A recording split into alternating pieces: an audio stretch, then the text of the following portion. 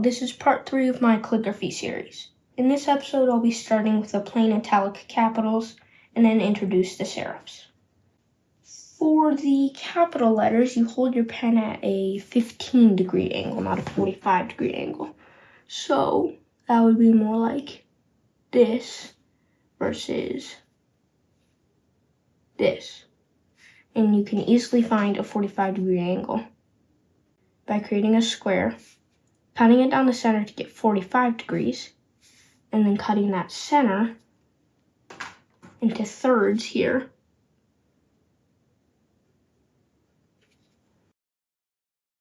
And then just drawing that line there to the bottom third, and then hold it. And that's 15 degrees because 45 divided by 3 is 15. So you can just hold it up against that, and there's your 15-degree pen angle. In this episode, I'll refer to midline that is not the branching line or the waistline, but the imaginary line between the writing line and the cap line. So like right about there. So for capitals, there are several different width groups. So some capitals are as wide as they are tall. Remember, this is the cap line. This is where they end at, and this is where they start at. Some capitals go below, down to here, like Q and J. But most capitals end at the cap line and start at the writing line. Some capitals are as wide as they are tall. And there are different width groups. Some capitals are 4/5 or half or even wider than they are tall. And it's important to remember these width groups as you write out the capitals. Give me a minute here while I write down the different width groups.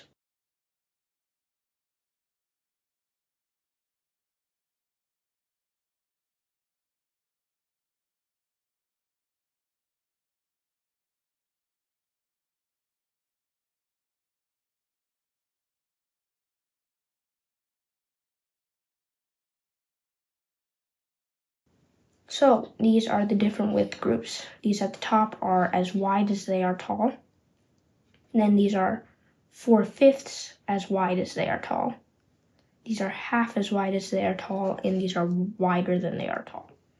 You'll notice I isn't on here. That's because I is just one stroke, and it doesn't belong to any of these width groups. There's I. Okay, so I'm going to go through and write the italic capitals from start to finish and say notes as I write them. So for A, here, let me make my 15-degree angle here. So there's A first. Comes out, this is 4/5 as wide as it is tall. And you're just going to remember to put the crossbar low enough. If you do it too high, it doesn't look correct. Otherwise, it's a pretty simple letter, slightly leaning to the right. B, you come down for a stroke, and for the second stroke, you're going to come down and across, and it should be slightly above that midline, this joining line here. This is going to be half as wide as it is tall, so that is not the best speed.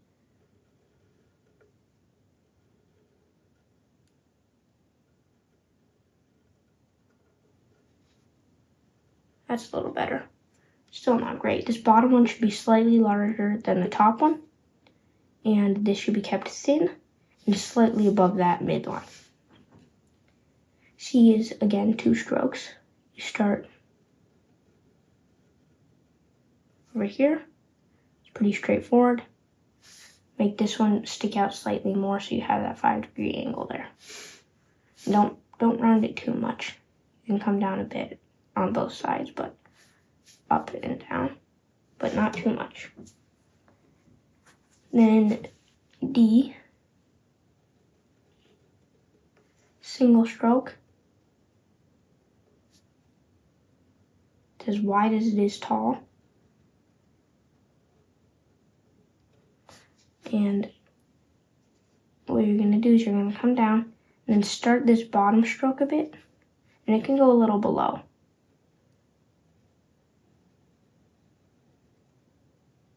Then join it. And then there's E. You come down and then cut across for your bottom stroke, all one stroke. Then for your second stroke, you do the top crossbar, and the middle crossbar is going to be slightly shorter. And it's just going to be slightly above this midline, which I did not do successfully. And then there's F, which is pretty much like E, except the second stroke is slightly below the midline.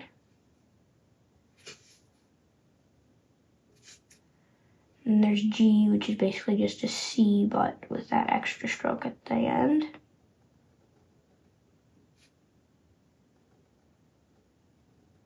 Make sure that corner there is nice and sharp.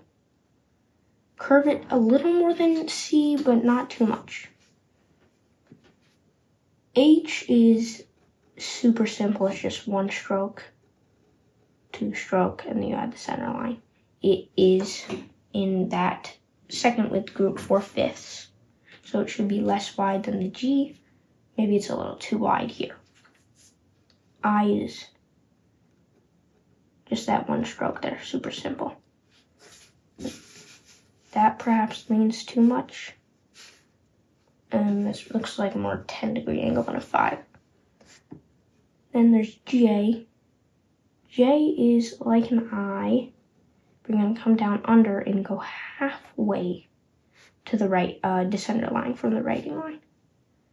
Then just top it off at the top there. That's more of a flourish, but you know, doesn't really look right without it. K is one of the more complicated letters. It is 4/5 as wide as it is tall. You're gonna come down as your first stroke. For your second stroke, start up here. It's gonna be as wide as it is, maybe a little wider at the bottom. Then join in about the midline, then come back down. This area down here should be just a little larger than this area up here. So maybe you join a little above the midline. So more up here, kind of. L is in the half width group. And you're just gonna come down.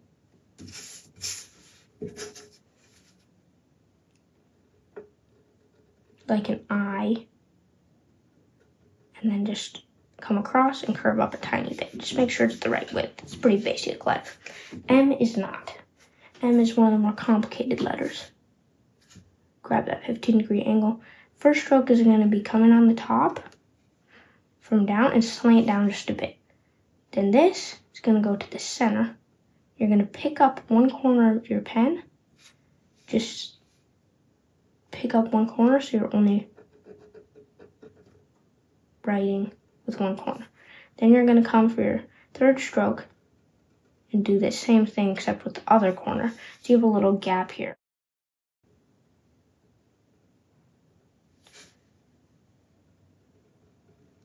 An important thing to note for M is this is not parallel with this line. First and third, and second and fourth are not parallel either. If you don't lift up your pen, I'll show you what happens. It's not as sharp. It's flat instead of a sharp corner. I didn't do that perfectly, but you get the idea. You can just fill that in with the corner of your pen if you didn't fill it in at the start. Then there's N. 1, it's 3 strokes. 1, come across, lift the corner again. 2, 3. That was not the best N. It should not join that low. So what you can do is you can shorten your second stroke and have it instead angle out more, like that, and then lift your pen so the end of it you draw off at the writing line. Then the third stroke should be further out this way. Then you just fill it in with the corner of your pen. O is, again, a very difficult letter. It has to be quite round and perfect. And you're going to start up here where your pen width is at 15 degrees. And it's as wide as it is tall. You're just going to practice. It takes a lot of practice, but you'll get it. Pretty good O there. Could even be a little rounder. Just try to make it a perfect circle. Then there's P. Again, starts with that just normal straight line. Come up here, curve down a little late, just like D. And when you're going to join, this is all one stroke. When you join, it should be under that midline. And this is actually too wide here. It's in the half width group. So just watch that. Make sure it's not too wide. Let me try that again.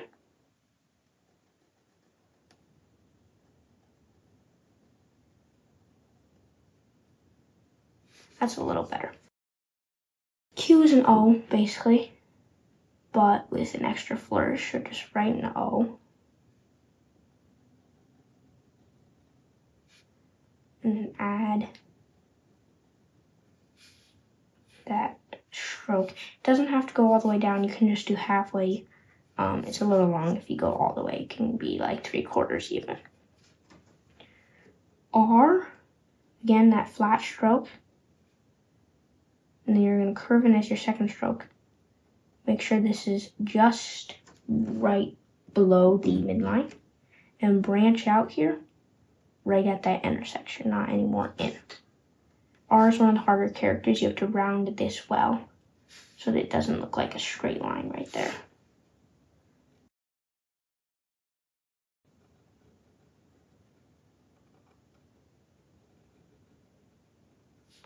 A little better. You get the idea. Keep this line here straight. S, you want to keep your curves nice and smooth and full. Comes with practice, and you want this bottom part, this bottom area to be larger than this top area. So don't do it like that. You want it just a little larger. You want to have it more like that. And don't overdo that difference in size. T is actually in the 4/5 width group. So you don't want it to be too wide. Come down with that straight stroke and just pull across. Pretty basic letter. U, you're gonna come down and make sure you curve early enough and good enough. That's one stroke, stop here, then come across and down. See, if you don't curve early enough, I didn't curve early enough there,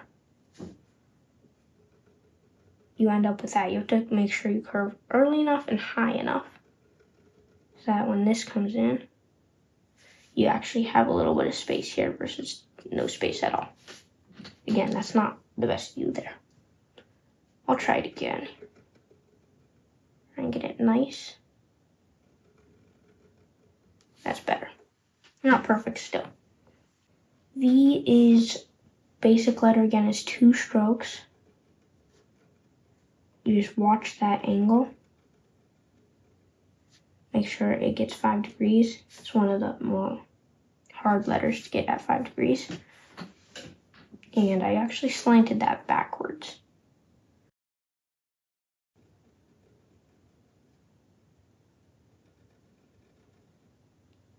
That's a slightly better V. You want to make sure it's wide enough though. It's in the 4/5 width group, so can't be too thin. This is too skinny here. W is kind of like M, except that strokes 1 and 3 are parallel, and strokes 2 and 4 are as well. So here they're parallel, you can see. On M they are not. This one's more slanted than this one here. And you want to make sure you use your corner of your pen and overlap your strokes. So you want your strokes to be like this right here. When you join your 2 strokes, they should overlap to a single pen width there. Don't have them be like this. If they're like this, it just doesn't look right at all. Because now you have 2 pen widths here. It needs to join correctly. Let me try another W.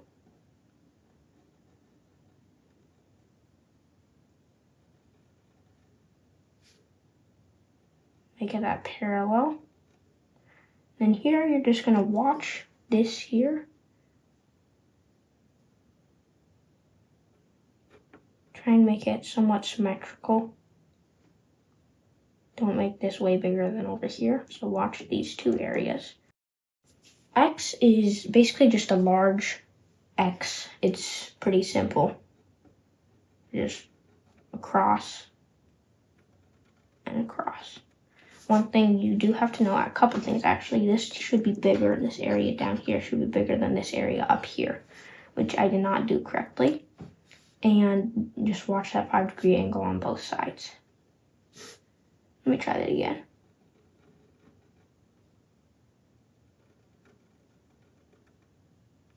There, that's a better X. Then there's Y.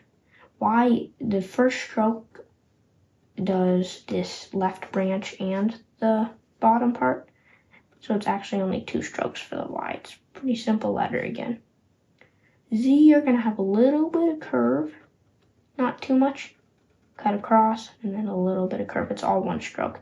But if you do too much curve, like down here, it still needs to be full and be a capital. Can't be super curvy like this. But yeah, it just looks horrific. Then there's one last thing before I end this episode. That is the ampersand. That's just the letters ET together. It means and in Latin. So there's a fancy one, the capital ampersand, that I really like. 45-degree angle. Gonna come down and across, around, make an E, curve up, and make your T. Not the best one. Let me try that again.